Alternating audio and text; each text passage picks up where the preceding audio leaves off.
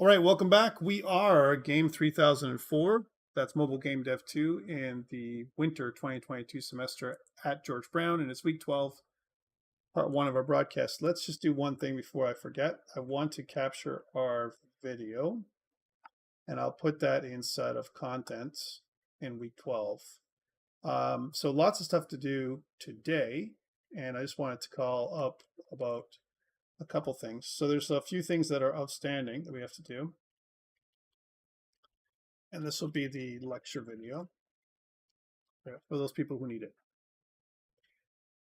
All right, so yeah, we're Mobile Game Dev 2 week 12. And again, we're just finishing off our beta release. The final release and the final presentation details will be released this week by Thursday.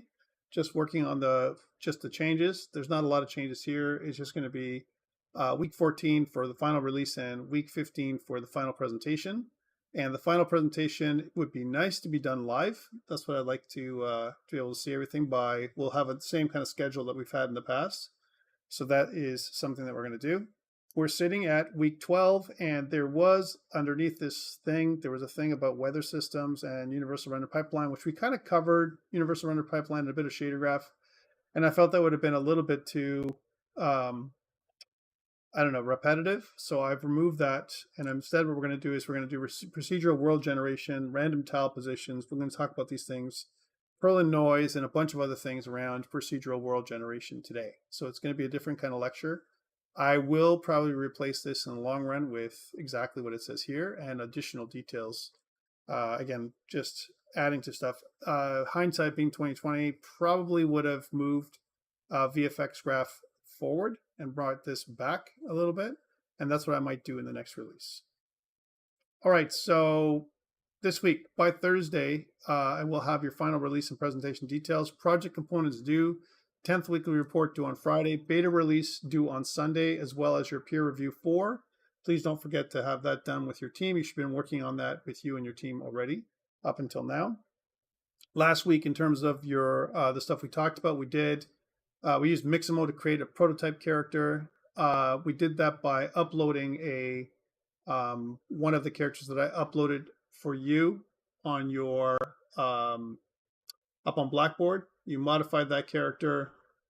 We added rigging to that character via Mixamo, and then we put it into Unity. We added animation and had him punch us our character as much as possible.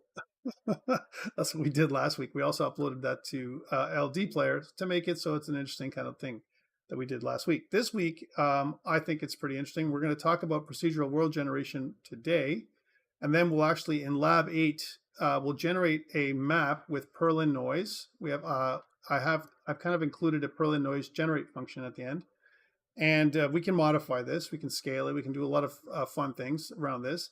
We're going to add a player prefab to that, right, and build to LD player and see if it actually works on a mobile device. We'll see how that works. So that's going to be fun as we go through this whole process. And I think part of the great things about procedural world generation and what we're going to talk about is a lot of it is around replayability. We want to play again, and you know, a lot of times when we play the game, we get the exact same map, and it can be quite, you know, not boring, but we've done it, and people can do speed runs and all that kind of stuff, and that's great. But sometimes we want worlds where it's randomly created for us with some kind of human intervention or a supervised way of randomly generating your world, not just using an algorithm, but several passes. Again, think about stuff like Minecraft. All right, so let's think about that. There's a few procedurally generated, you know, worlds that have made games great. One of them, the procedural generation that was used for Valheim, I think it's pretty awesome. So if you look at Valheim, you know, which is something I talked about last year. It was kind of a big game last year. Again, made with Unity, small development team, not a AAA game studio at all, 5 people. And they sold over 500,000 units, right? So I think it's pretty awesome in terms of how they did it. So pretty fantastic, right? So amazing, and using Unity and all that stuff. What they did with Valheim is they procedurally generated the entire world, which means every time you play Valheim, if you make a new world, it's brand new, similar to Minecraft. And the treasures, the stuff that's been kind of created everywhere is again pretty awesome the way it works. So it's a survival crafting game, and again I think the genre for survival crafting game works well with procedurally generated worlds, right? Another one that's pretty new right now that I've been taking a look at lately is something called Core Keeper, which is definitely an awesome little game. And the great thing about Core Keeper is it's very Terraria, Minecraft-like, and with a little bit of Valheim flavor to it, which is, everyone influences everything else. Again, written in Unity, kind of in a pre-release, I would say, mode or early access, so pretty cool. Small indie studio again. I always like this kind of stuff. And really successful. Again, sold over 200,000 units in its first few weeks, right? So pretty cool. And survival crafting, procedurally generated world, mostly in 2.5D. So it is using 3D characters, but it's got a very 8-bit kind of style. So a kind of different way of doing stuff. So really cool. Take a look at it if you're interested in playing these kind of games, and really reasonably priced right now because of early access. $14.49 for these kind of games, pretty cheap compared to other bigger games like Elden Ring.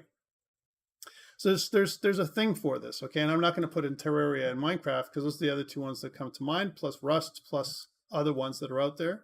But it seems to be a trend in video games where we want to create, instead of designing and manually crafting a kind of a game, what we want to do instead is have something like a procedurally generated world that you can explore and with some kind of human intervention, like I say, to make some of the the locations or the areas were reasonable in terms of how they're laid out. And that's what they've done here with Core Keeper. Core Keeper actually has a very interesting story, as well as several bosses to defeat. And again, for like the price that it is, it's quite an interesting game. Take a look. Again, I think it's a good one to preview.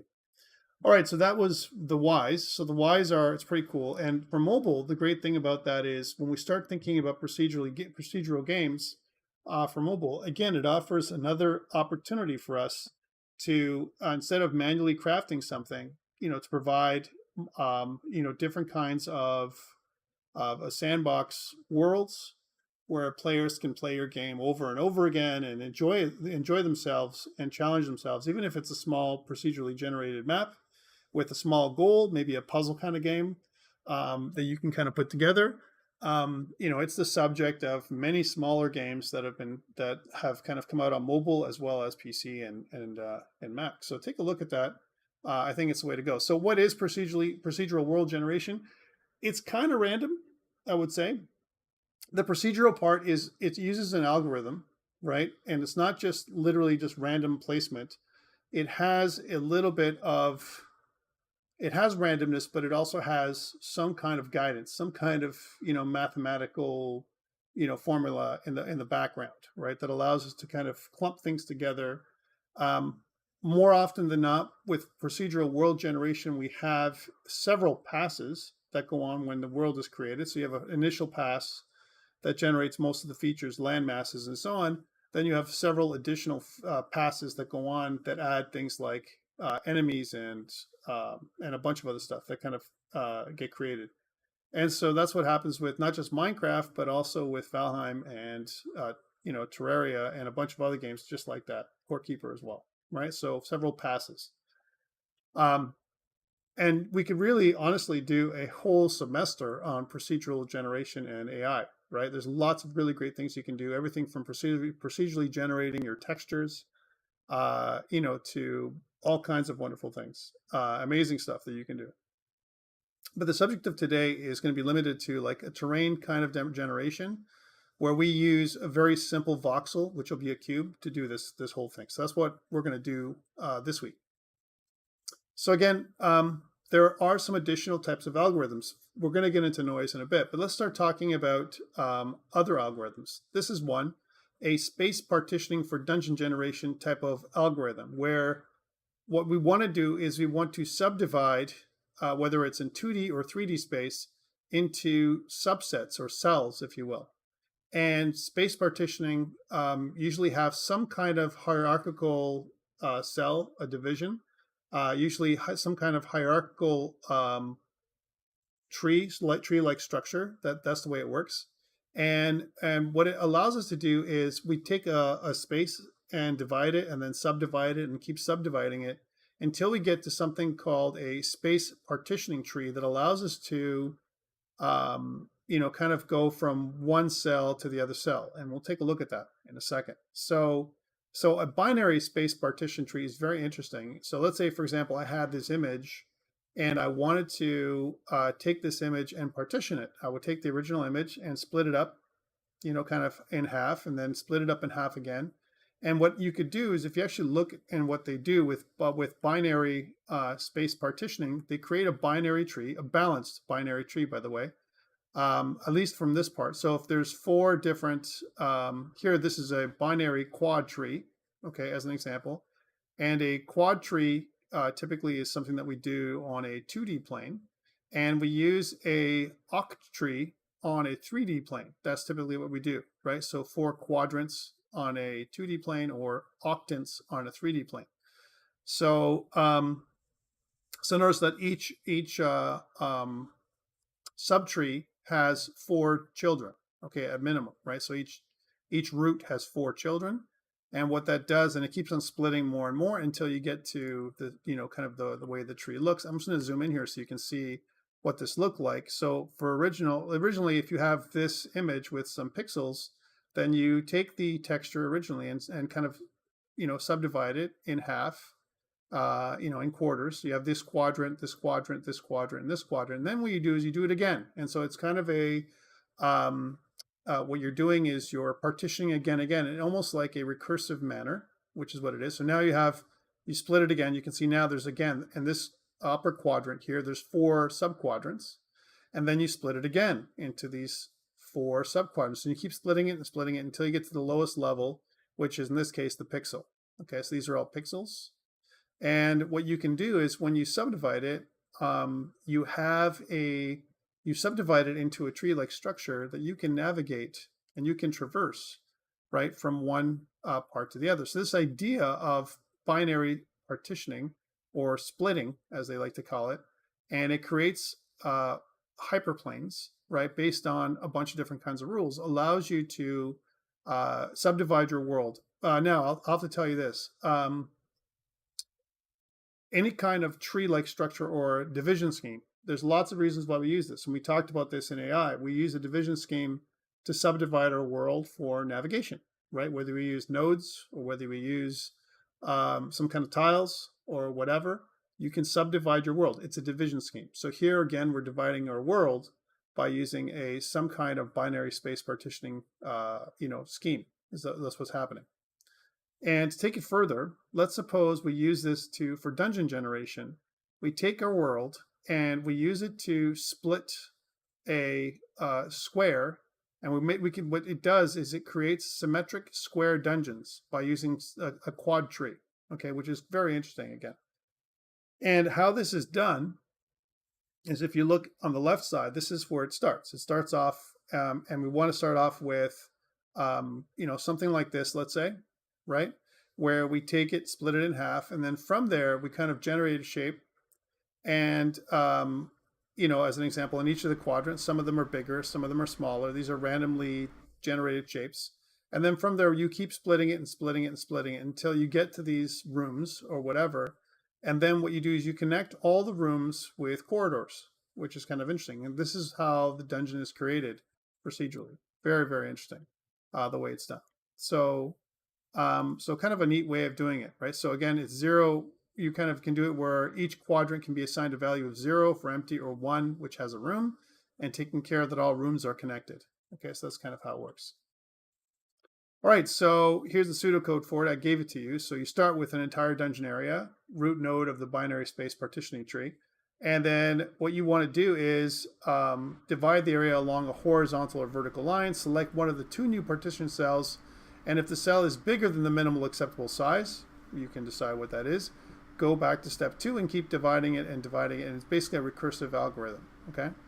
And then you keep doing that over and over again until the entire area is subdivided, and then you stop. You terminate the partition. This partitioning algorithm is not uncommon, and it's not something we just use for this. Like I said, we can use it for many other things. Like, for example, if you wanted to use a division scheme for collision detection.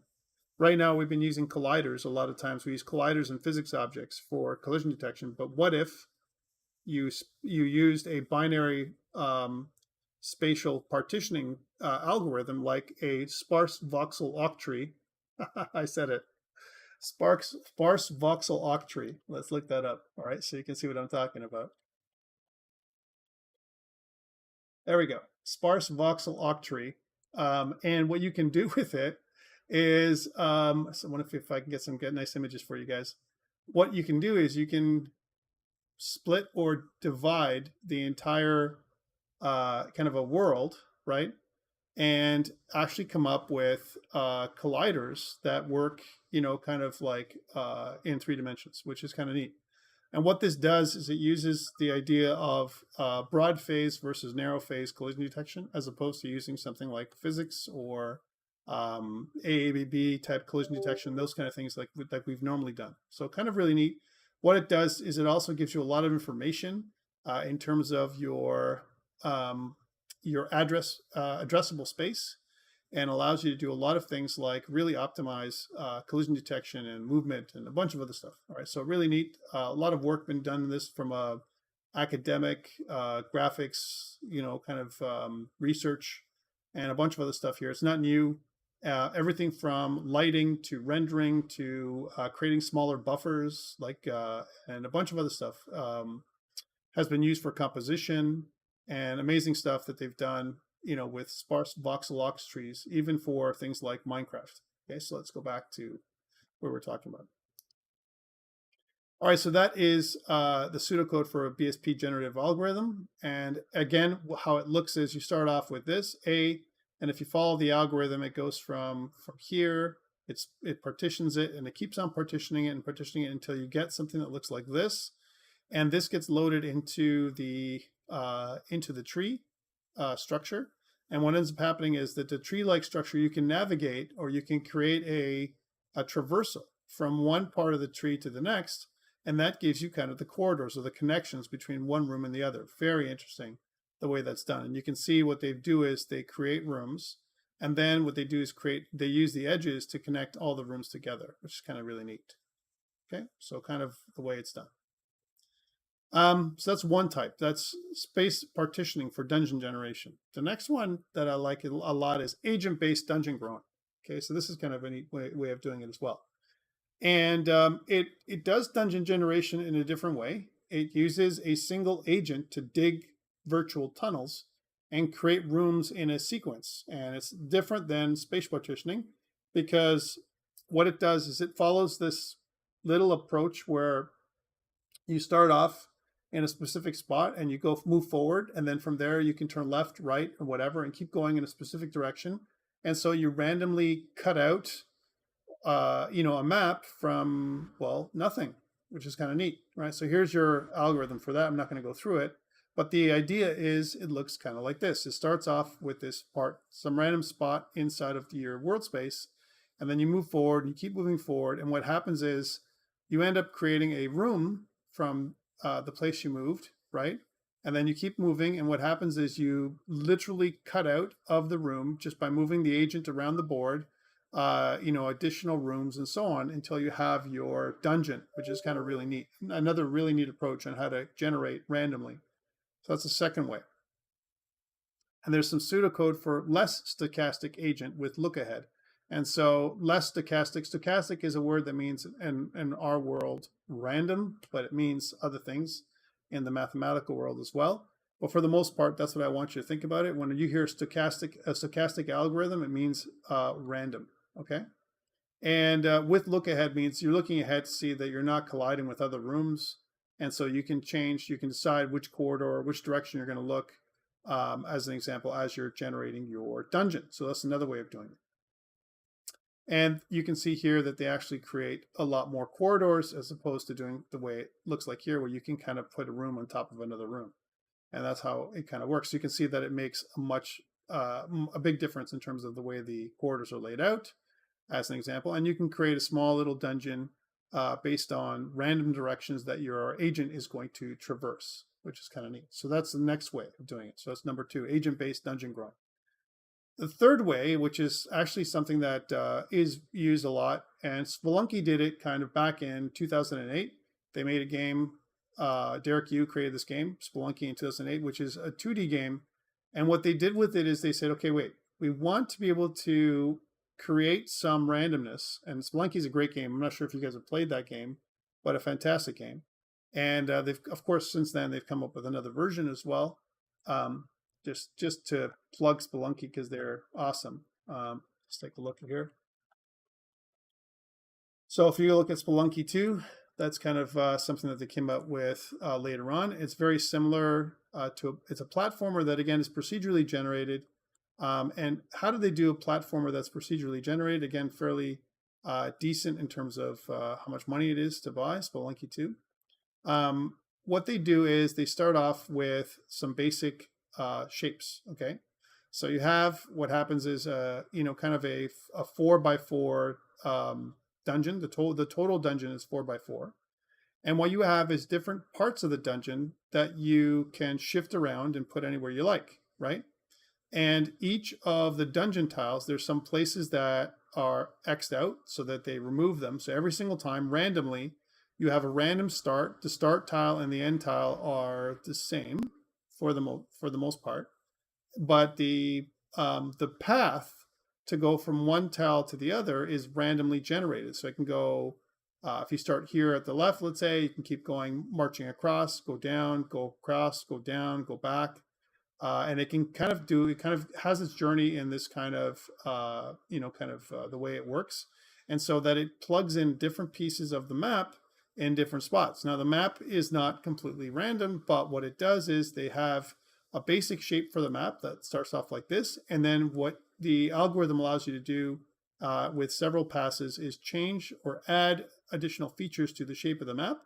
And so, for example, if this was the default, which is what you would get, you can get, these little lumps here, different kinds of props and enemies that kind of get overlaid on top of this. So kind of a really neat way of randomizing these chunks, is what they like to call them. And not all rooms are also connected. What you have to do is you have to destroy walls. You have the ability to do that with your character because the entire environment is destructible, which is kind of a neat thing. So a great little game and really interesting way of randomly generating your map and your environment. So I think that's pretty awesome. All right. And then finally what happens is after several passes, they add, so again, think about this way. So this is the general tile. This is the tile that they modify. They take this tile, modify it, and then they add details. Okay, that's what they do. And they do that over several passes. Okay, that's what happens. The first pass is, get your 4x4 shape, which is this shape right here. So a really neat way of doing it.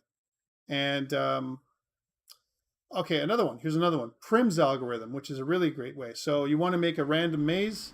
This is another way of creating a random maze using Prim's algorithm, which uses a minimum spanning tree, right? So it starts at one point and grows outward from that point. And the way it works is choose a cell at random and add it to the list of visited cells. So very similar to pathfinding. And this is the current cell. Mark all the cells that are adjacent to the current cell. Randomly select a marked cell and remove its connecting edge to a cell from the list of visited cells. And this is now the current cell. Repeat 2 until no adjacent wall can be selected. So the way it works is, it looks like this. You select a cell at random, and then when you select all the adjacent cells. These are the adjacent cells. And then what happens is, once you've marked the adjacent cells, you pick one of them and remove the wall between them, right? And once that wall has been removed, then you choose another adjacent cell and do the same thing. You keep repeating the algorithm. And what you do is, as you move around, it's a kind of a growing scenario. As you move around, you continually remove walls from the cells until you get to something that looks like this. So really neat way of creating a random, maze by basically removing parts. Now I've built a maze in Unity using Prim's algorithm. It looks pretty good, actually. And again, this is another way of procedurally generating a map by removing stuff. So first you start off, you subdivide. Again, it's another division scheme, and start removing stuff until you get to the termination state, which looks like this. Okay. So again, a bunch of different ways of procedurally generating. I've put all the references here for you guys if you want to explore them. But the one we want to focus on this week is called Perlin noise. Again, popular procedural generation algorithm invented by Ken Perlin. It can be used to generate things like textures, right, which is kind of neat, terrain, and other things. Okay, so really great way of doing stuff. Again, a little bit of notes on him. Ken Perlin, again, way back in the 80s, there was a movie called Tron, and he was working for Disney at the time to create an algorithm for Tron.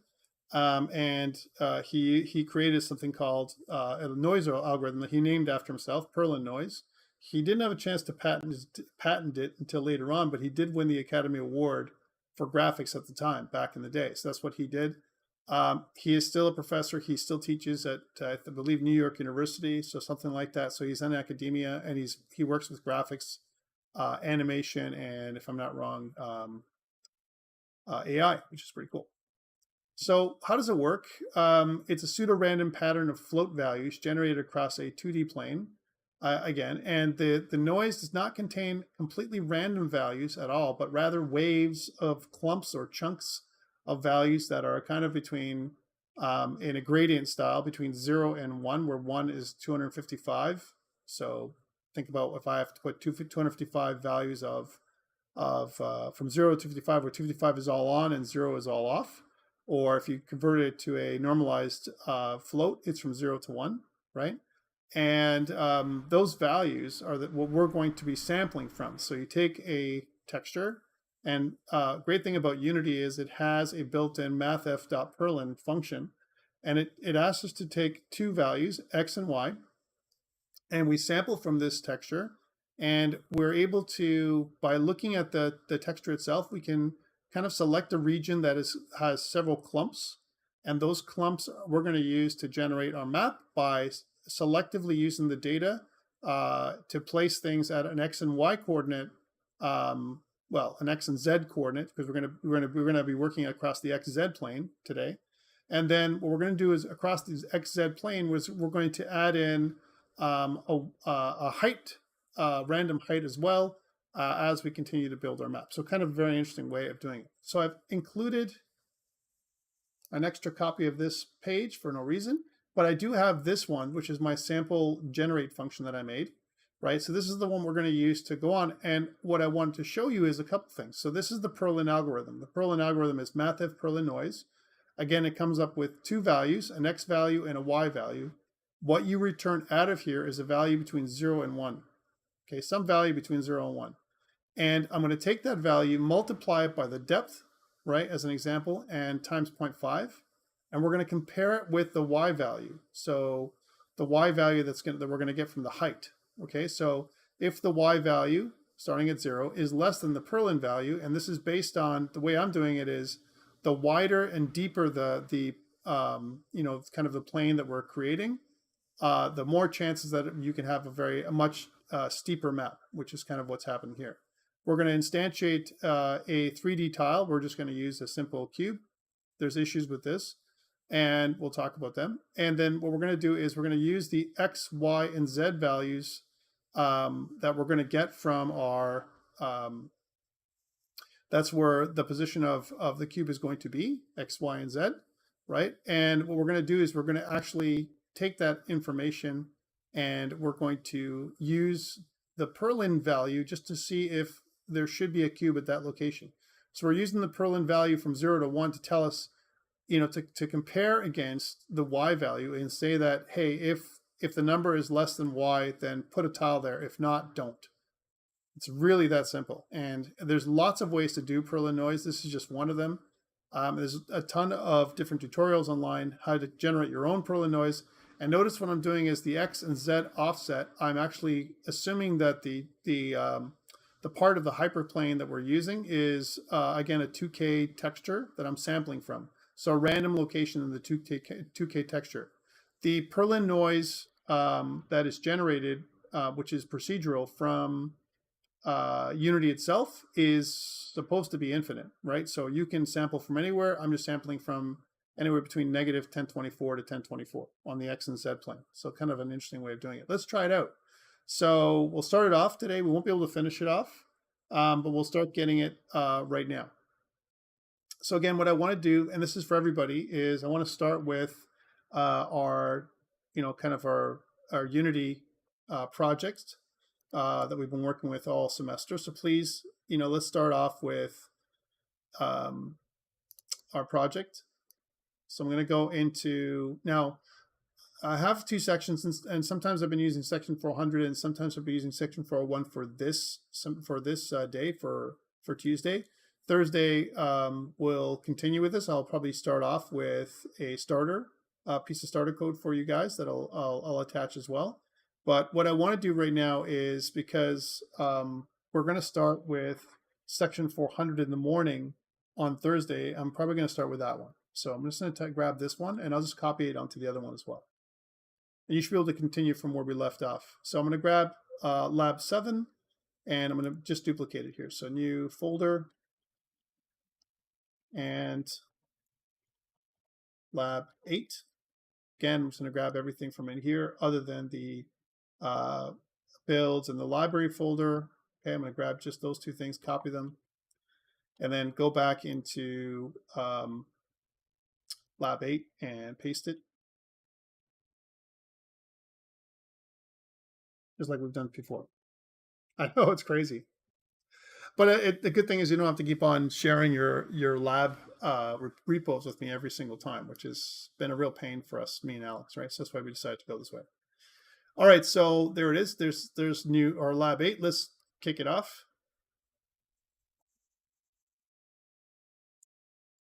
So again, I'm just going to open that up, and I'm going to go with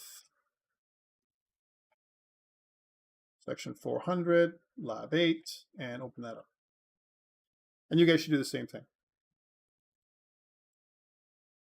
Yes, Simlapi. Yes, that's the next thing I want to do with you guys. I've been working with that lately. So I'm trying to do stuff, Tam, with Mlapi, and because I know this is something that they're going to be pushing. It's a pre-release right now, which is not terrible, and the code is fairly good. Yeah, I like Mirror a lot too, but I also want to focus on the Unity stuff that's native that they've come out with. Yeah, it's way more developed Mirror than, I mean, it's based on the old UNet stuff that they used to have, right? So it's not bad. Yeah, it is, right? So it's very similar to the old UNet stuff. What they do is they layer, they added additional functionality. It's a very mature, I would say, networking solution, and it's very, very good. So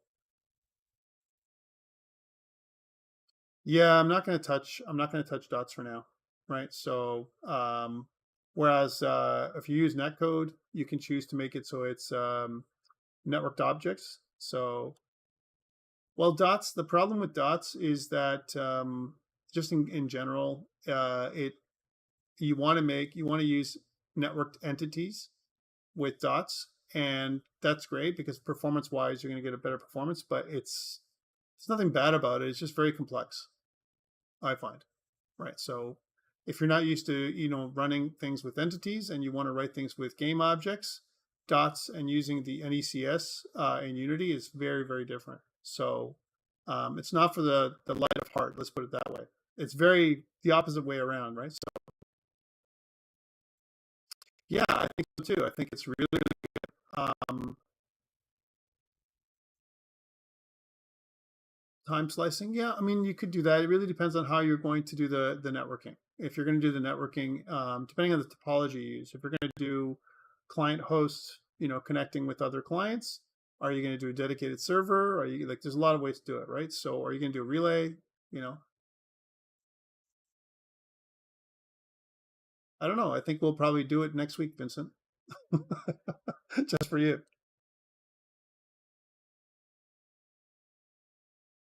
So I won't do mirror, but we'll do MLAPI, right? So I know I'm crazy. I'm nuts. This course is I'm trying to give you everything, right? So anything that you're missing from your other courses, that's the idea, right? So you can go from there.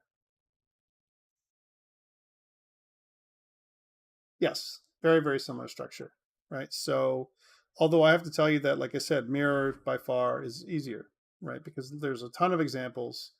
They're very clear. You can do tutorials like from now until forever, because that's how many they have. And Lappy, there's some issues still. There's some stuff that still doesn't quite work well. All right, let's get to this thing. This insanity that we're trying to do. So back into scenes. We have experiments. We were working with experiments. We have main. And what we're going to do now is we're going to make a brand new scene out of main. So we're going to take main and we're going to duplicate it, please. Duplicate main. Doop. And let's rename main to procedural, right? Because that's what we're going to do. So there's my procedural scene. Yay.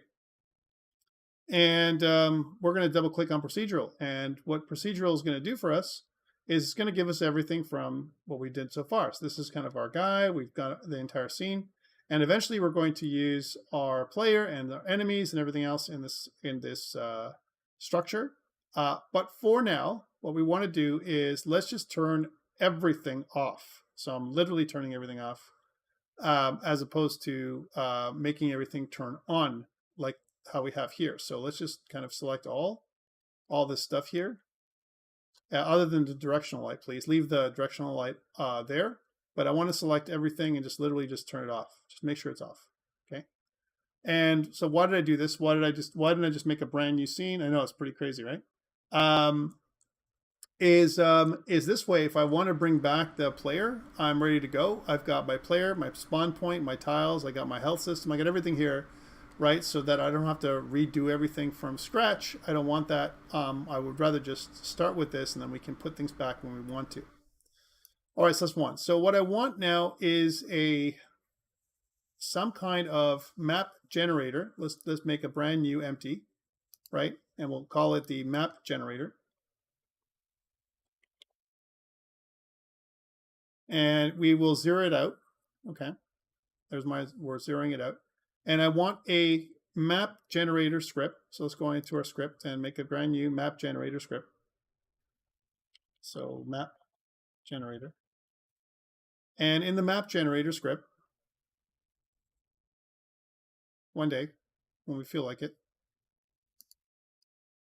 I'm going to drag and drop that over here, like we've done in the past. Double click to start off. And I want to start thinking about, kind of that generate function that I showed you, right? So I want to expose several different kinds of things that allow me to start generating the world. So one thing is, let's make a new header. And in the header, we'll have a world properties. I'll fix that in a second. So here's our world properties. And the world properties that we want is, we want them to be, come on, Visual Studio. This is what happens with Visual Studio. Come on, Visual Studio. So I'm using ReSharper. ReSharper tastes like it's sweet time kicking off, I say. Come on. Wow. Woo-hoo. Yours is probably faster than mine.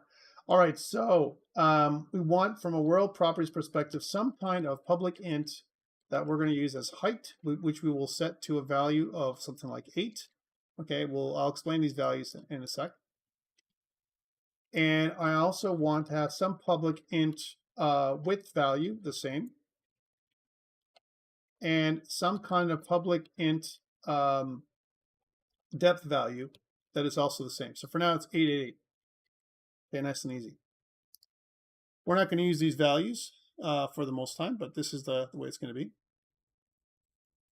Did I leave the 9? No, I didn't do it. And let's make it so that there is a range. We'll give myself a range of numbers that I can use from 8 to something like 64. So we don't want numbers that are greater than 64, and we don't want any number lower than 8. And I'll explain why again as we're going forward. So if I was to generate this, again, we have a bunch of sliders. That's what it's going to look like, and world properties header. And if I go back to Unity, you should have something that looks like one day when it reloads, this, right? These little sliders here, okay? Height, width, and depth. No problem, Vince.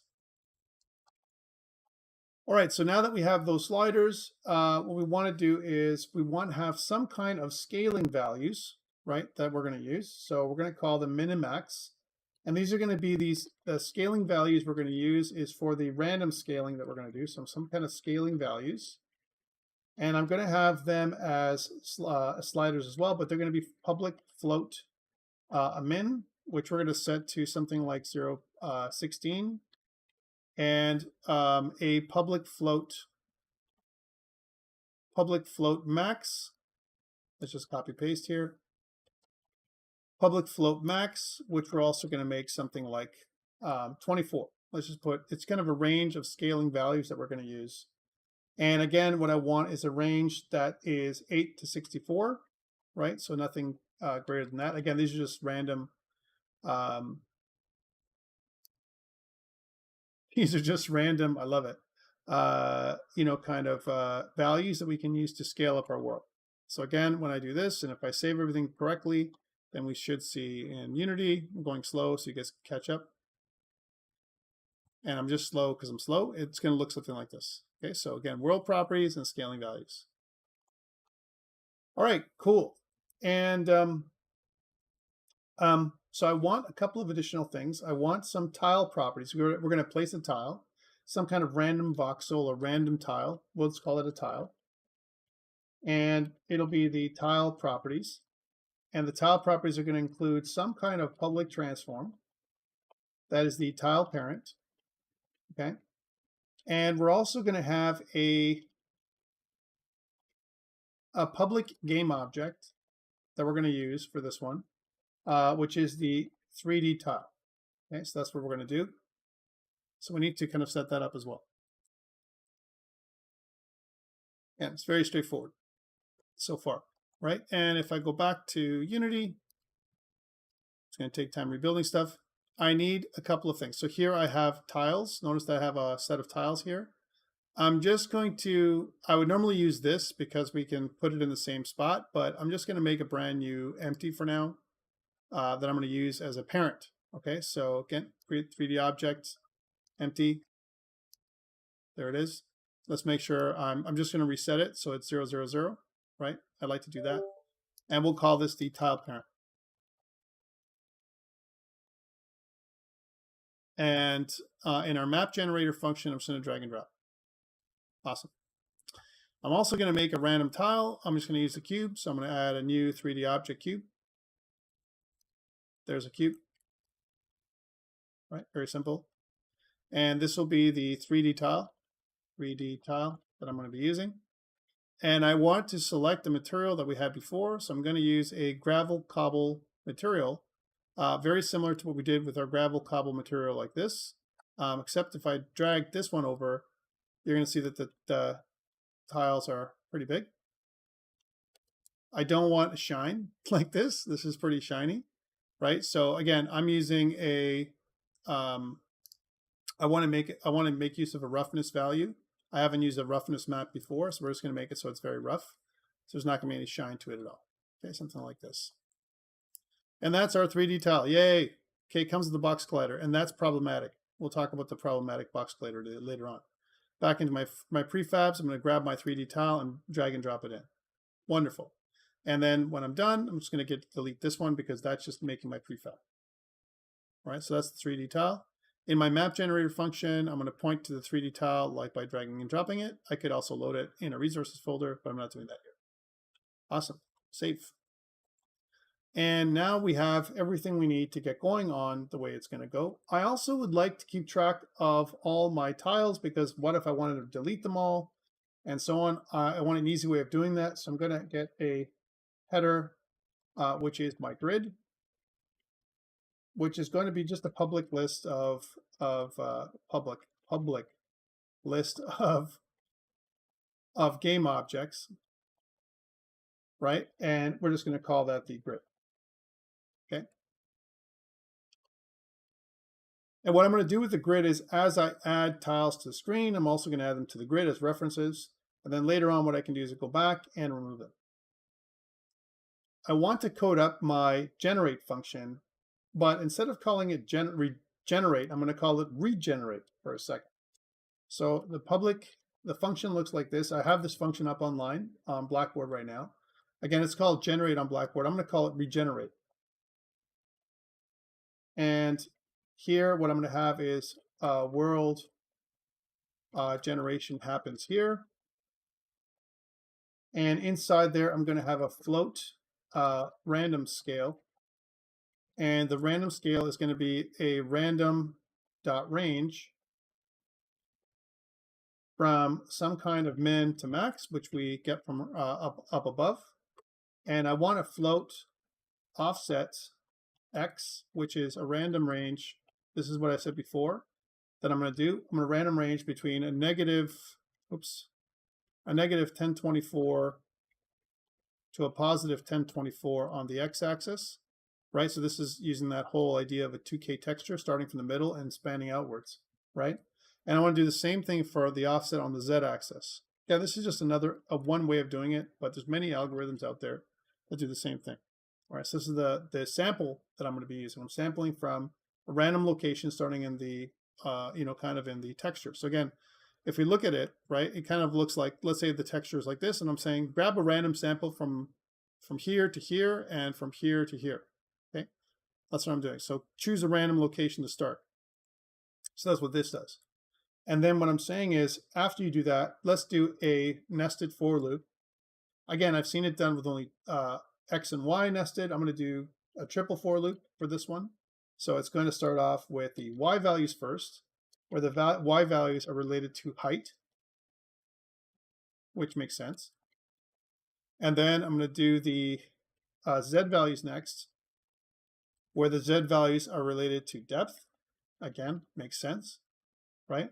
And finally, I'm going to do the X values, and that's related to width. Okay, so that's the triple for loop that I've got in there. I want to generate a Perlin value now. So here's my Perlin value. Remember, my Perlin value is going to be numbers from 0 to 1. So I'm going to say mathf. I'm going to call mathf.Perlin. And Perlin noise gives us, remember, it says generate 2D Perlin noise from X and Y. You choose the place you're sampling from. So what I want to do is I want to take my X, whatever I'm at in the X-axis. So this is where I'm looking, right?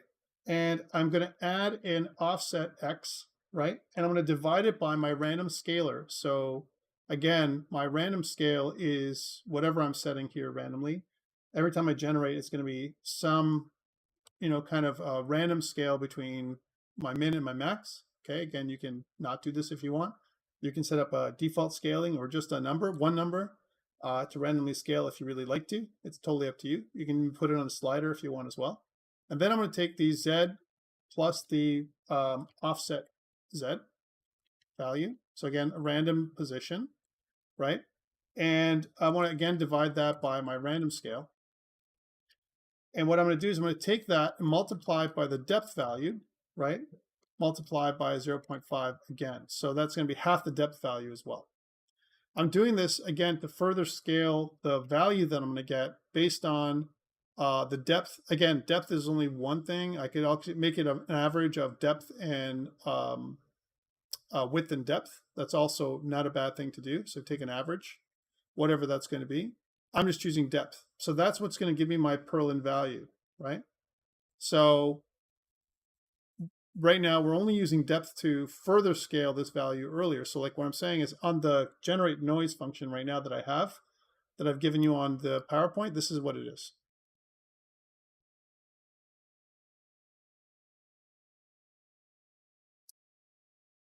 It's only, remember, it's going to generate it once, right? So once it generates it, it's going to just do its thing, right? So it's you pay for it once. Definitely, it's going to take some time to do. But again, there's lots of ways to do the same thing. Then I'm going to say, okay, well, if Y is less than Perlin value, whatever that Perlin value is, then I want to instantiate. So this is where I'm going to be instantiating, the 3D tile, right? That's what I want to do in the space where I want to do it. But for now, what I want to do is let's see what that Perlin value is. that we're going to get. So this is where I'm actually going to do the instantiate if we meet the Perlin value. So let's try and look and see what that is. We're going to briefly do a debug .log, and we're going to do the Perlin value that we're going to get. So what is that Perlin value we're getting? Okay. And I want that Perlin value, we'll annotate it. So we'll say Perlin value, right? And we'll also do the same thing. I also want to know what the X, Y, and Z is for this one, but really specifically because we're comparing it to Y, what is the Y value that I'm looking at as well? So the Y value followed by the Perlin value. So I'm going to put it in one line so we get a different value every single time. So Y, right, plus the Y value, plus the Perlin value, okay? Okay, so that's what's going to show us everything. So we can see when is Y less than the Perlin value, and if it's true, we would generate a kind of a thing there. What I want to do is I want to call this regenerate function once, right? So that we're going to call it up here for now as we test.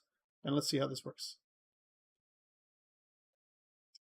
So I think it's because the generation, yeah, it does. It absolutely does. That's why sometimes it's best to actually put all these values, the blocks that we need, you put them in some kind of object pool, and then you generate them ahead of time, all the blocks, and then what you do is you pull them from the object pool and you use them just like we normally would anything else. Okay. All right, because like, you'll already have everything. I mean, you're still gonna load it up at the start first, but then you don't have to regenerate them or instantiate them or whatever. You already have them. So there's some optimizations we can make. We're not going to do that yet. Today is just very basic, just exploring. Let's explore what this does. All right, and when we instantiate the 3D tile, let's see what we get. So I'm going to do this once. I'm going to go back into our code, and we've got our grid, we've got our 3D tile, we've got our sample values, and we should be able to see some basic things right now. And yeah, we're missing a camera, but we don't care right now. Let's take a look. I'm just going to grab this console and pull it over here on the side so we can see what the values are. And if you look, we're getting values. Again, these are all different values, but 1.477, 1.6, 1.8, 2.0. And you can see that some of them, right, all these values here, they're greater than Y. So if Y is less than the Perlin value, it would generate all these tiles. That's what it's going to do, right? But as we get closer, as the Y value increases, there's going to be instances where the Y value is actually greater. So this is Y value is 1 and Perlin is 0.89. Y value is greater, so that we wouldn't generate a tile here, right? This is like a test. If this is great, if this is less than this, if it's not less than this, then we're not going to generate it. So there's going to be parts where 2 is greater than this. You're going to see some areas that are missing tiles. Those missing tiles are going to create cliffs, and you're going to see how they're clumped together. A lot of the stuff that's missing is not going to be something that you're going to see that the missing tiles, or the tiles that are not missing, are very, even though it's random, it's not as random because you're sampling from the texture to give you the values that you're looking for. So kind of really interesting way of looking at this. And as you get higher and higher values of Y, as you can see, you're going to see a lot of those tiles are going to be missing because all of these values are going to be ignored. Okay, and why? Because the way I've coded it is the bigger values of, if I had a very much larger width and depth, then the values we're going to get here are values of the Perlin value is going to actually be bigger. So that way we would have more tiles that's inside of our map. Okay. All right. So that's what that does, just to show you. I wanted to make sure you guys are good with this. So that's the first piece. So let's do the instantiate function and see what it does. So we're going to say var tile is equal to instantiate, and we're going to instantiate the 3D tile, right, in a new vector 3, where we're going to take the X, Y, and Z, if it exists, right, if it exists, and we're going to use quaternion identity so that we place the tile in place. We're also going to get a reference to this tile right here. And what we're going to do with it is we're going to say that the tile.transform.setParent that's going to be equal to the tile parent. Okay, so that's the tile parent that we mentioned earlier. And we're also going to add this to the grid. And what this is going to do for us when we add it to the grid is it's going to give us a grid of tiles, hopefully, that makes sense. Let's try this out and see what this part does, just using the same stuff I've already given you. So going back to this, here we go. If I press play, then we should see something come up on the map. Let's take a look. Well, actually, you won't see anything because we're not running anything here. But in the scene, if I was going to go to the scene, we're going to see that we've got a big block of tiles, right? And you can see that most of them are in place, right? And we've generated them all and everything's good. Let's make these numbers bigger because the numbers for width and depth are pretty small. Let's make the numbers so that they're much bigger. Something like 64 by 64, please. That's why I've given you these values. Keep a height of 8 for now, and then try it again and see what these values give you now. Yeah, I'm not worried about the camera yet. So, and if I go back to the scene, you're going to see this happening. Take a look, where you have some areas that are generated and some areas over here, right, that we have, right, that are empty. Take a look at those areas right there. So there's some areas that, have been created. And this is right from the Perlin notice. Okay. So you can try it again. And if you try it again a couple of times, you're going to see that it generates different things. Where there's areas that are a little higher and areas that are a little lower, right? And almost like chunks that it's cutting out of our map so far. Okay. And now look at the number of tiles. I have 32,390 tiles. 32,390 tiles is a lot of damn tiles, right? So, and this is a problem because each of these tiles right now, and I'm mentioning this ahead of time because I know about it. Each of these tiles, let's add a camera just so that we won't bother anybody. We'll add a camera in there. And the camera that we're going to add in, make sure that the camera is a 000, reset the camera. And we will generate the camera, move it around, and keep those camera values in a second. Let's try this again, one more time. Even on my machine, right? So there's the camera. Let's take a look at the scene. And what we want to do is we don't want the camera to be exactly here. I want to move the camera kind of over here and maybe up here like this. So something like at 16 from a Y perspective is pretty good. We want to kind of angle it down. Let's say, maybe 20, maybe even more. And maybe we'll make this at 32 mark, so that's in the middle someplace. And so let's pull it back a little bit more so we can see the entire kind of thing that we're generating here at the side. So I want those values, so something like 32, 21, maybe 30, maybe that might be better. 32, 30, 21, and something like a z-axis of -16. Pull back, yeah, I think that's probably right. Just to see, so we can see the entire island we're creating. I'm just going to copy these values. So copy the component.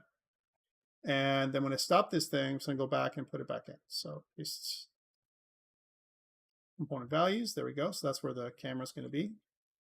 And so let's take a look and see how we can do to improve the algorithm. I know it's 6, and this is kind of our first crack at it. And I know that this is where it is. So hopefully you guys are able to do this with me. But we have 8, and I use 64 by 64 and scaling values of 16 and 24. Let's inspect the algorithm here and make sure that it is what we want it to do. So again, Y, Z, and X, height, depth, and width. Height, depth, and width. We have random values that we're getting from a random offset X and Z. And we're kind of taking that X plus offset X, which is not a really big difference here, and dividing it by a random scale and doing the same thing. We're dividing it by a random scale here. And then once I've got those two values, what we're doing is we're multiplying it by depth times 0.5, and we're getting some Perlin value. Let's not output it anymore, because outputting it, by the way, is synchronous. We don't want that to happen. So here we're instantiating X, Y, and Z, and we're putting it into the parent. That's pretty much the exact same way we're doing it. There's some quicker ways to optimize what we've done. I want to have an initialize function. And the private void initialize function that I'm going to create is just going to match my value. So I want my start height and my start and a bunch of other stuff. There's other ways of doing this by using the editor. I'm not going to do it with the editor way. I'm just going to do it this way, nice and simple. I want to keep track of some private variables, a start height, which is going to be an integer, start height, and private int start width, and a private int start depth, and a private float, almost like the old one, start min, and a private float start max. So I'm going to keep track of these values. So I'm going to use these values first. And then what I want to do is inside of my initialize function, I'm going to say that start height is equal to height. And I'm going to say start depth is equal to depth. So I'm going to keep track of these things. And start width is equal to width. And start min is equal to min. And start max is equal to max. Okay, so those are all the values I'm capturing. And what I want to do is before I regenerate, my function, I want to initialize. So I want to initialize those things, capture those values, right? And then what I want to do is, how about my reset function? What will that look like if I want to remove the tiles later on? Well, my reset function, a public, let's say private. So my private reset function, which overrides the reset function, by the way, is we're going to kind of go through them. So we're going to say for each, let's say, tile in the grid, well, I want to destroy them. So this is where I wouldn't do this if I was using some kind of object pool. It might be easier to use an object pool than anything else. And then we'll say a grid.clear after we've destroyed the tile. All right, so that's what the reset function does. Okay. And then what we can do is we can call the reset function before we regenerate. So here's a reset function. And you know what? It'd be nice if we had a little convenience function that kind of ties all this together. So some kind of private void generate function that does all that at once. So I do all of this here. So I kind of initialize, reset, and regenerate every time I call the generate function. And so I want to call it once at the beginning. And I also want to, what I want to do on update is I want to listen for inputs. I'm going to say if height is not equal to the start height, or if depth is not equal to the start depth, any value changes, or if width is not equal to the start width, or if min is not equal to the start min, or if max is not equal to the start max, right? So any of those values are changed. Then what do I want to do? I want to generate again. And so if I dial things up there, and I also want to be able to do it in-game. So I want to say if I want to use the same values, and I want to plus something like a keycode.r, then what I want to do is I want to also generate. Okay, so those are the values I want. And what this will allow me to do, yes, Vince? This will allow me to do is do what I need to do. Go.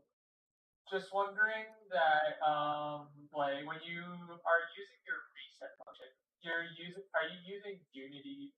Because it seems like when you created your reset function, it looked like it was you sending a Unity message up top. Nah, all I'm doing is I'm clobbering the default reset Unity thing with my own. That's all I'm doing. Okay, fair enough. You can override it, right? So that's what I'm doing. So, all right. So this is the function that I've got. So again, start widths and start height are just me of capturing stuff. There's another way of doing this with the editor, which is really cool. But we're not using the editor, custom editor right now, so that's okay. And when I go back to Unity, let's take a look here. And if I run it now, if I modify any of these values, then it'll regenerate my entire map, which is what I wanted. Okay, so there it is. So now be careful, because as soon as you modify this value, if I move this to something like 12, right, it's going to do the values like this. Take a look at this now. So this is kind of what 12 gives us. Right now, this is pretty large. If you want to, you can move this to something like 32. And same thing with 32. But when you do that, you get a pretty wacky, wild kind of thing here. Take a look. Right, not bad for the map. What are your thoughts, guys? So, and it's pretty wild because what it does is it clumps it together based on the values that I'm going to use, right? And let's go back to that game. So if I press the R button, right, then it'll just regenerate the map a bunch of times. And so you can check how the random generation works a lot better. And this is our first iteration of the game. So it's not totally tanked, but it's pretty bad. But remember, we have, right now I'm working with about 32 by 32 and 12 height. I'm working with about just under 8,000 tiles, okay, that have been generated that are held in my grid. And also remember, we're not using any optimization functions whatsoever. And so what's happening here is when we have this thing, kind of coded, we have it so that, we have a bunch of colliders. We have a bunch of things that we have here that we probably don't need. For example, what about the colliders that are inside, kind of the base? This is a known issue with the way I'm doing it right now, right? Well, that means there's colliders that are touching other colliders, right? So that's a problem. So one thing I could do is I could make a layer, right, so that they're not doing that from a performance perspective. Let's make a new layer called the tile layer, right?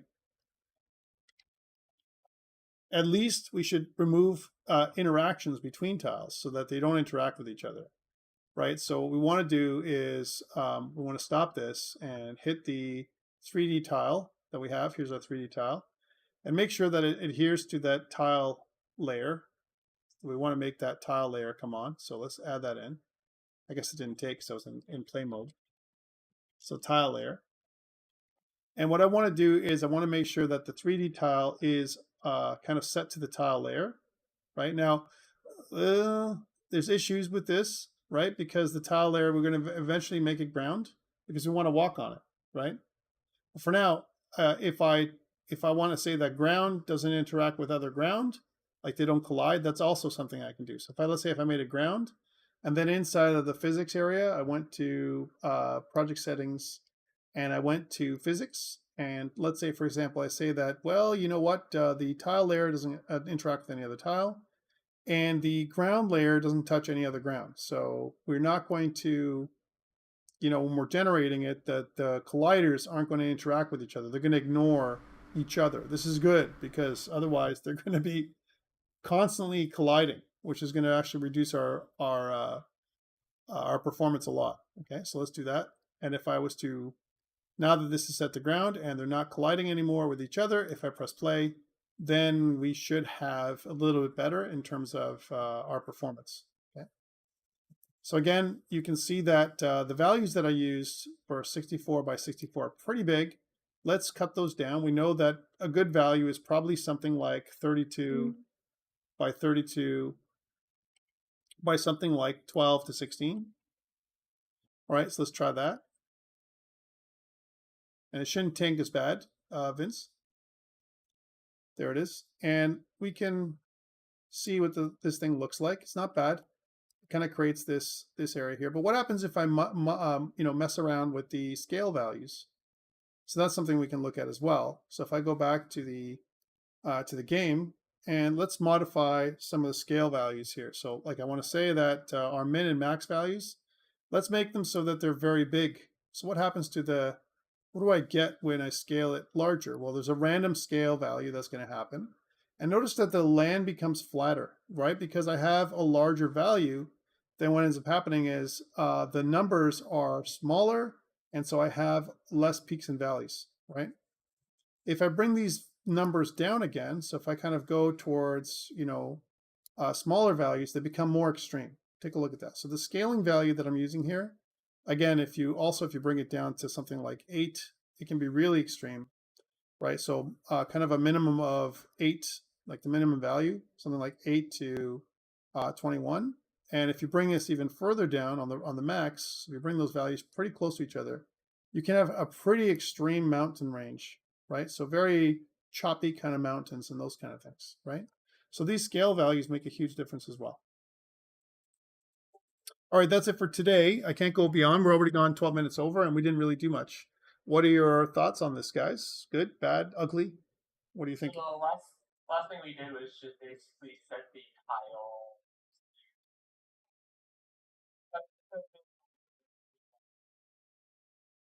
Yeah, well, I made it actually. I made the tile. I changed my mind.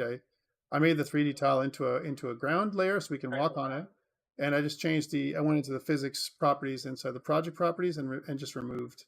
I don't remove the interaction, so they're not so bad. They're still very bad. Like you can see how it tanks, and it tanks because, and I know what they are, right? It tanks because every single tile has a box collider, even the ones that are inside the world. Why do we need those? Right? So that's bad. So the question for you is, and this is for anybody here, yes, we can definitely do that. So the surface only, right? What if we only generate the surface? But then what about the inside? If I was to, I like the surface idea. This is nice, right? The topmost tiles. And we can try doing those optimizations on Thursday. So homework for you, play around.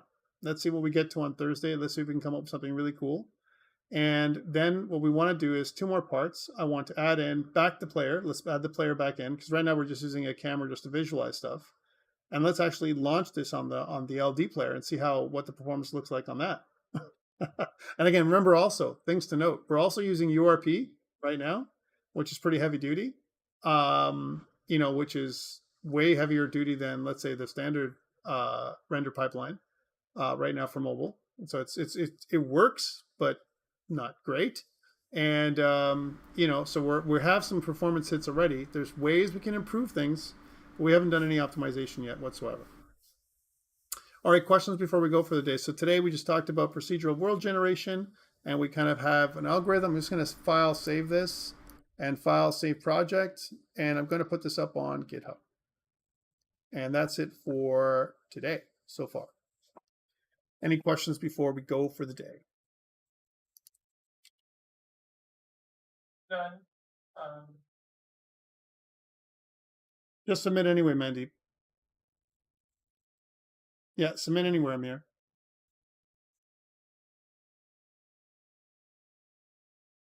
Yeah, it's pretty awesome, isn't it? I like it too. Let's go into 401.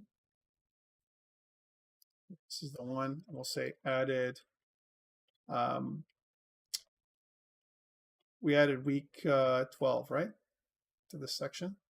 Is it 401 or 400? I always get messed up. Anyways, commit the main.